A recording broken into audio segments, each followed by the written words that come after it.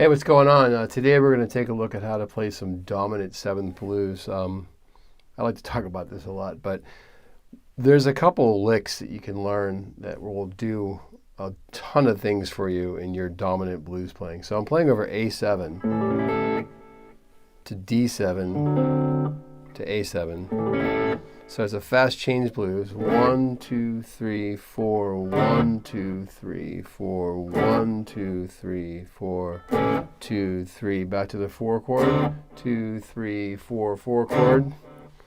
Back to 1. Stay on 1. And then the 5 chord is E7. Back to the 4 chord. And back to the 1 chord. And then the 5 chord. So I'm playing with the Robin Ford sound on the Fractal Audio Axe FX FM9. It's the Ford 100 Dumble sound. It's a Dumble sound. This is my PRS SE58. I'll tell you a story about this guitar a little later. What I'm trying to do here is talk about how to play over these chords, right? So if you play a pentatonic scale over top of this, it's going to sound really kind of not so good. If I play with this dominant 7th chord, and I play this. Just alone by itself, it's going to sound really bad. I'll just kind of play that scale only over top of the blues. We'll see how it sounds.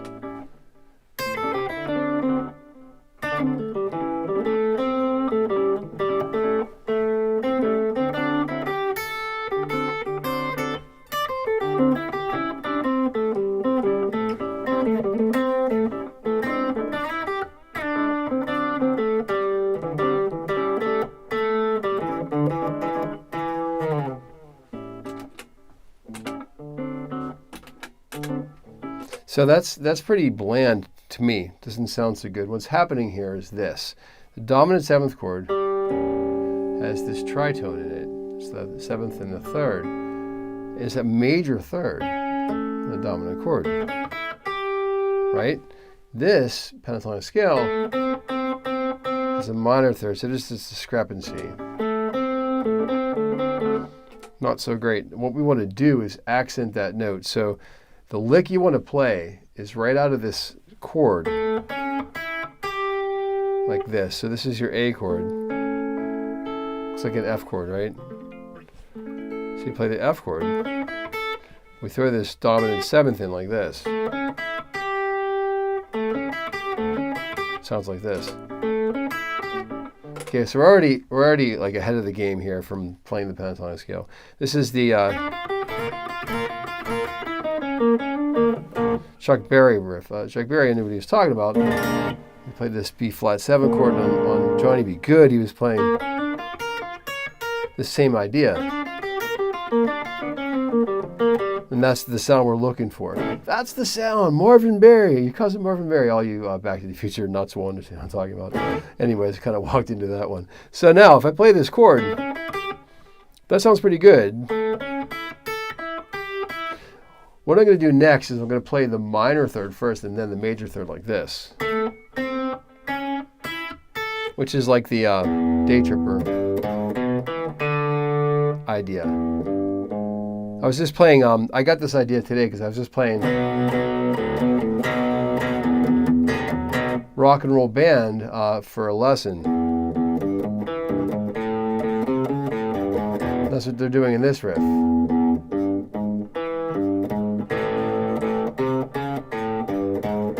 Oh, that'd be pretty cool to talk about this. So what I'm going to do is I'm going to play this note, and then this note, and then this note, and then that note. Sounds like this.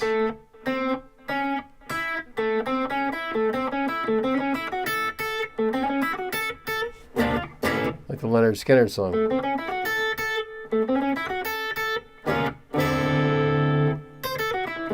don't know what the next riff is, but in this riff, they're throwing in the 13th also, the 6th, that sound, right? So if I go, here it is slowly.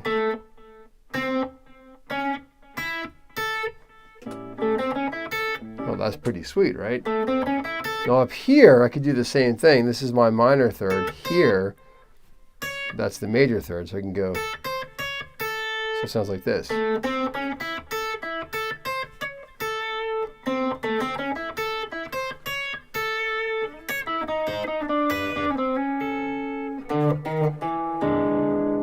So that sounds pretty fun.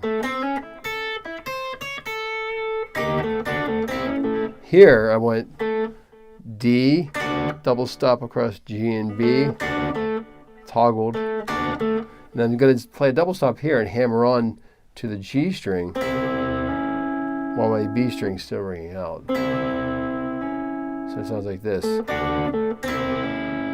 So I can go.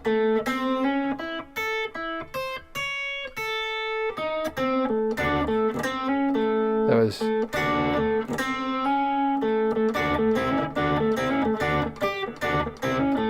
Okay, so that we have this.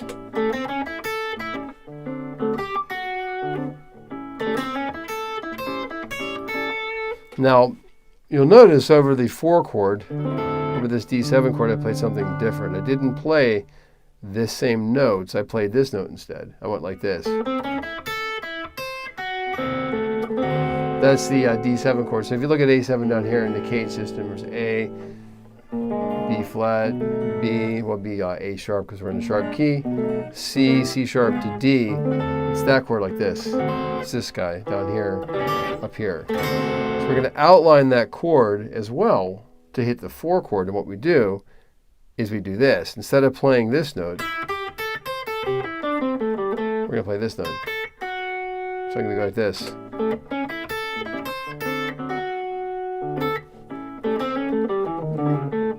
That riff is this. It's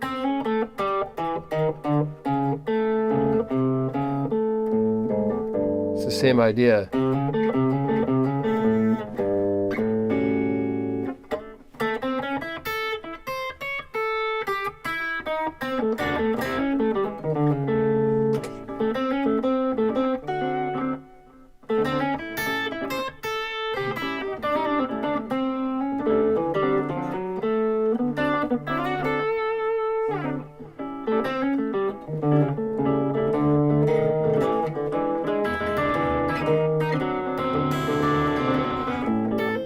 So a question from Lewis. Ask that question again. It flew by and then it disappeared from the screen and I can't see it now.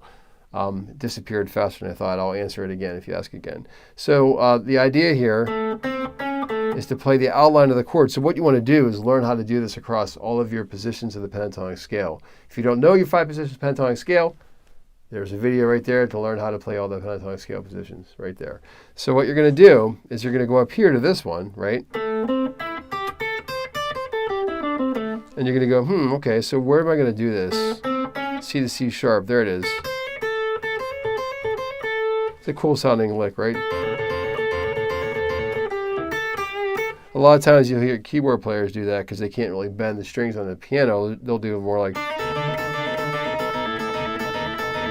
that kind of thing. Sounds like pretty sweet. So instead of going just this, I'm going to go. See, I went to the 4 chord afterwards. I did this. Again, we're playing out of this position. That little blues box, if you will, a little box. A little blues box. And what I'm going to do is I'm going to play this. I'm going to hammer on from the minor third to the major third. And now that sounds pretty fun. Now hear the 4 chord coming. These tritones. So I can go back to, there's the question, okay. You said, you answered my question after I typed it, LOL. Cool, synergistic. So now, the 5 chord is a whole different thing. The 5 chord is always like the Wild West. You can play so many different concepts on the 5 chord. The easiest way to approach the 5 chord is just to do the Mixolydian scale, just this.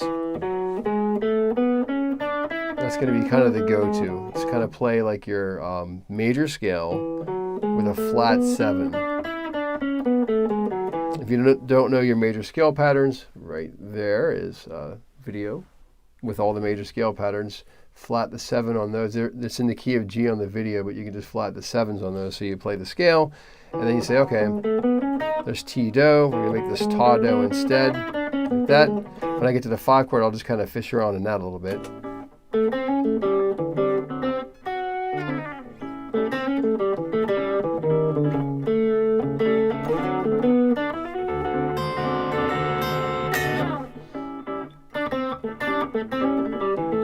we go.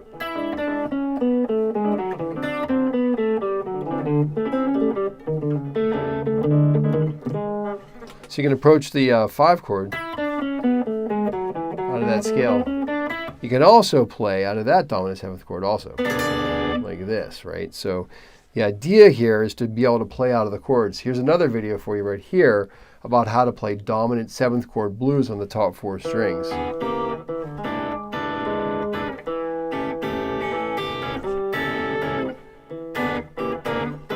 It's in the key of E. It'll talk about how to do inversions of all of those 3, 1, 4, and 5 chords to start to see how that works. Like if you look at the Lemon song. By the way, all references today are going to be from Led Zeppelin because I'm wearing the Led Zeppelin shirt. That's all I'll be talking about, Led Zeppelin, because I got to match the shirt, right? So if you look at the Lemon song, 1 chord, 4 chord, 5 chord, 1 chord. She goes like, I think there's an inversion up here, like.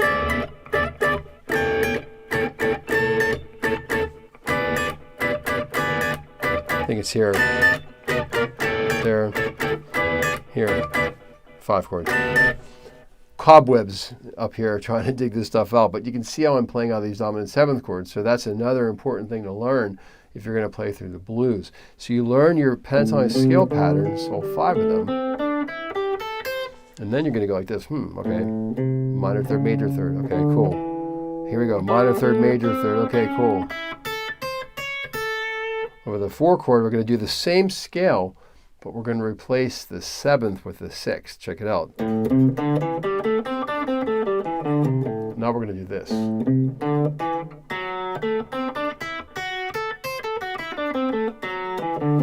And that outlines this 4 chord. The D7 chord has this F sharp note in it, which is the 3rd of that chord. So I can go like this. So if I play just pentatonic again on top of this, hear the change? So I'm not necessarily going to do that again. I think the minor pentatonic scale over the dominant 7th chord doesn't sound very good. You might want to try playing a major pentatonic over that chord. I'm going to drink some water here. I've been teaching in this room for quite some time. So check this out. Here's a major pentatonic over top of that. Instead of playing a minor pentatonic here, if I play the same scale but I start with my little finger, I play major pentatonic. Here's minor. Here's major. There's a video on the channel right here. I'm just realizing all these videos exist about how to change from major to minor pentatonic starting on the same note. That's a pretty slick thing to learn as well. You guys could spend quite some time on all these videos I'm referencing, but hopefully they're helpful. So this guy here, if I play this over this, look how this sounds. Sounds pretty good, right?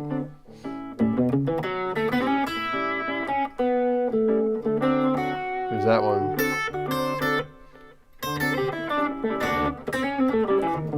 So I kind of combine different concepts there. Over the 1 chord, I played this major pentatonic scale. And over the 4 chord, I played the 6th, replacing the 7th. And then I went back to the concept to learn your pentatonic scales with the minor 3rd and the major 3rd. Go through all the positions. Let's say I'm up here. Okay, what am I going to do here? Well, where is that at? Okay, here it is. There it is.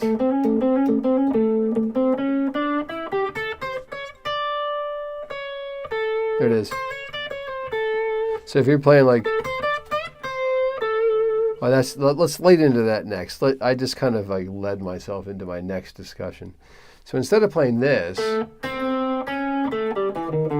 I can also do the same thing, but I can slightly bend that note and accomplish the same goal.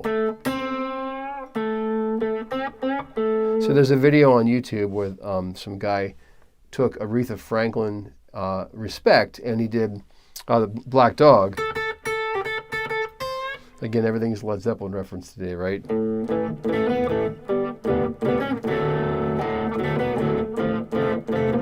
And yet another video I can think of, there's a video on the channel right here, with the top 5 Led Zeppelin riffs.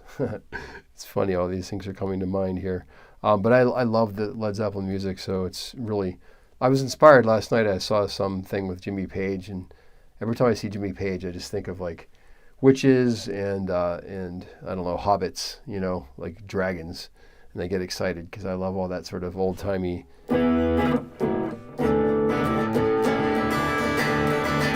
All that old-timey sort of magic stuff, you know, Lord of the Rings stuff.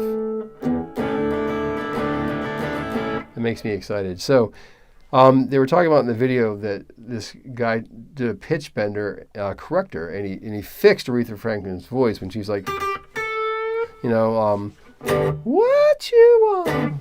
He fixed her voice, or when Robert Plant goes,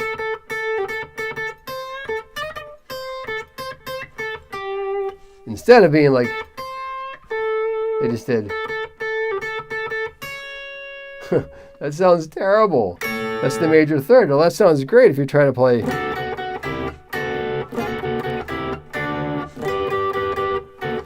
know, you're supposed to play a third there. It's not really out of tune already. There it is.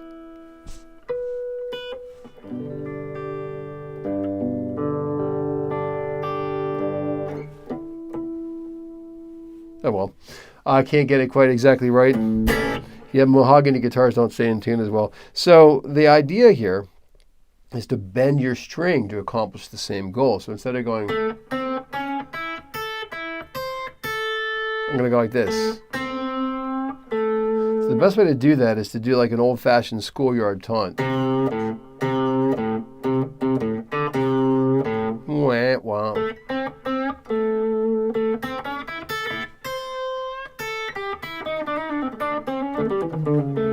So if you do that here, instead of going, I'm going to go same goal, the same result.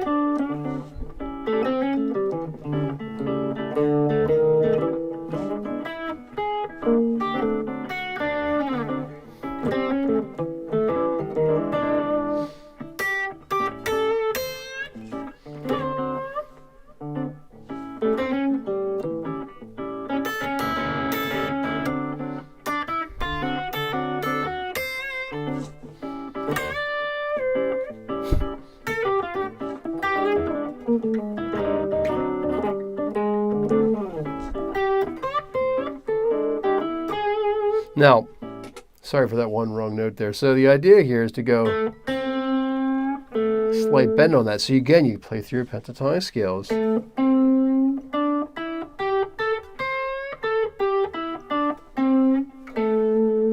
those notes.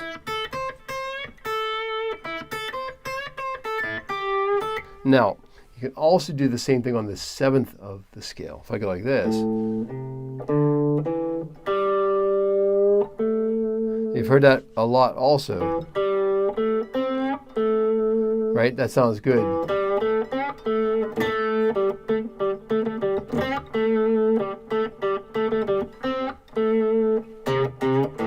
It's all over the place. It's in every one of those songs. You know.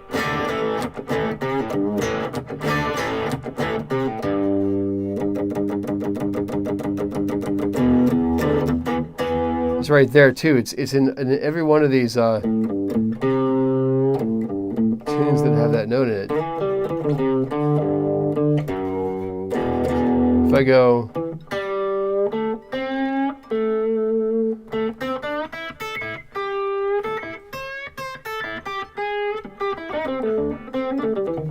That's the idea, to get that slight bend. So you play through your pentatonic scales, look, okay, here's a third. There's a seventh. It's a third. There's a seventh. It's a third. There's a seventh. So I can go.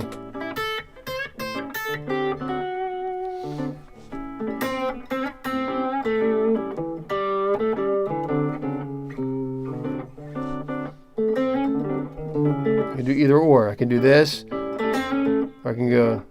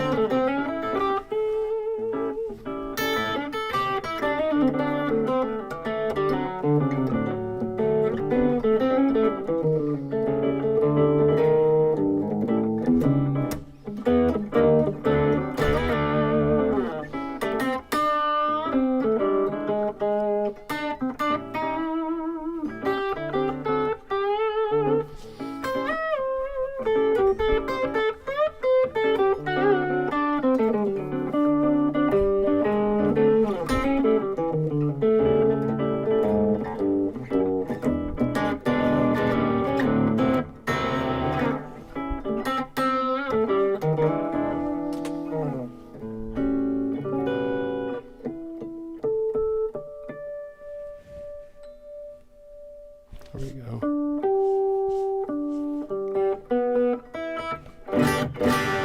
Okay, so recapping this again, play through your dominant seventh chord like this, and then play over the chord like that, and then you can add in your flat third, then your major third,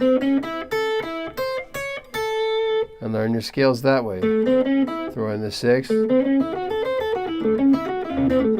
one like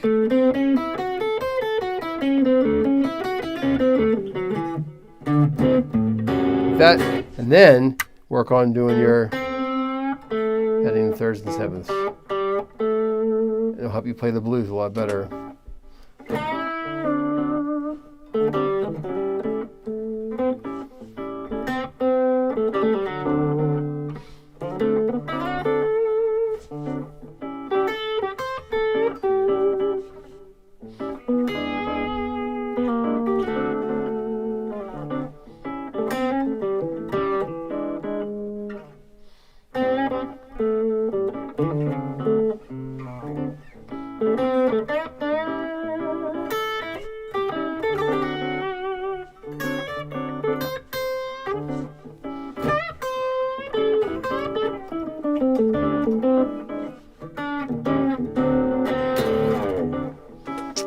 All right. Thanks so much for hanging out and learning how to play some blues here. You guys have a great night, and I'll catch you next time.